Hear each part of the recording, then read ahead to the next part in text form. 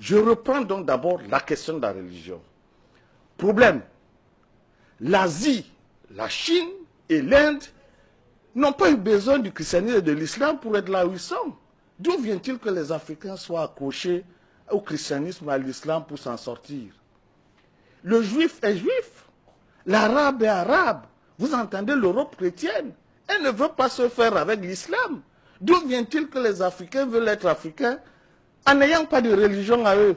Ils veulent être africains en étant musulmans, ils veulent être africains en étant chrétiens, ils veulent être africains en étant bouddhistes. Vous voulez créer quelle Afrique dans cette méthode-là? Donc vous comprenez très bien qu'il faut savoir ce que c'est que la religion. La religion a pour but de contrôler les esprits et les comportements. La religion est un enjeu politique, ce n'est pas une question individuelle, messieurs. La question religieuse, c'est une question collective. L'enjeu de la religion, c'est de briser la capacité des faibles à se révolter. Et pendant ce temps, cette même religion n'empêche pas les puissants de continuer à être puissants. Conséquence, si vous êtes dans cette religion, vous êtes perdu.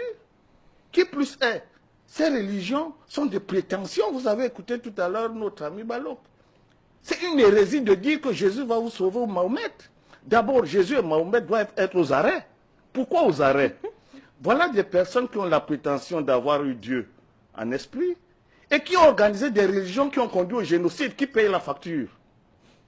C'est eux ou c'est Dieu qui les a envoyés? Auquel cas, si c'est Dieu, eh bien que Dieu, on va l'interroger. Est-ce que vous avez dit à Jésus et Mahomet de venir déporter 30 millions de Noirs en esclavage?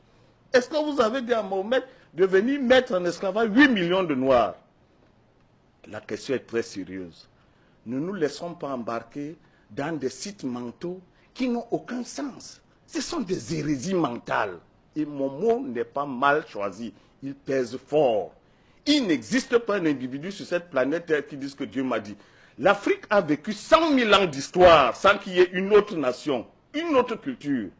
Parce que Dieu a mis en homme noir la potentialité absolue de la vérité. Si c'était les Occidentaux, qu'aucune autre nation n'aurait résisté, les aurait exterminés. Conclusion, on ne peut pas prétendre que l'Afrique qui a été la première sur cette planète Terre, qui n'a jamais vu Dieu, et que d'autres personnes viennent dire que Dieu leur parle. Dieu a une bouche, Dieu a la barbe, Dieu ressemble à quoi? Donc, les Africains doivent se ressaisir. La question de Dieu en Afrique, c'est une question scientifique. L'Afrique n'a jamais dit Dieu. L'Afrique dit la science. Et c'est parce qu'elle est émue devant la question scientifique qu'elle donne aux principes scientifiques les noms de Dieu. Quand vous entendez Atum, Mahat, Ra, Horus, ce sont des principes scientifiques. Ceux qui ont l'intention d'en savoir plus doivent le savoir. Donc la question de Dieu en Afrique, c'est une question philosophique et scientifique. Il n'est pas question de prétendre qu'on a vu Dieu et qu'on va en parler. J'achève sur cette question de la religion en disant 3 choses. 1. La prétention de l'islam de dire que c'est Mahomet qui a sauvé. La prétention de Jésus de dire que c'est par lui que va arriver le destin du monde.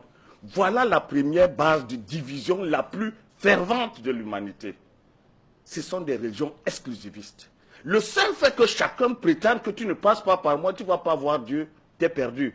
Et vos mamans, vous les laissez à qui? Si le salut est individuel, votre famille, vous la donnez à qui? Vous partez seul, vous laissez les autres? Vous comprenez donc que la question de Jésus et de Mahomet, c'est une question anthropologique. C'est le sens individualiste de l'histoire de l'humanité proposé par l'Occident, qui n'est pas un sens africain. Dire que vous allez avoir votre salut par Jésus ou Mahomet, c'est une faute en Afrique. Vous ne pouvez pas laisser votre père et vos cousins. Vous ne pouvez pas. Si vous le faites, vous n'êtes plus africain.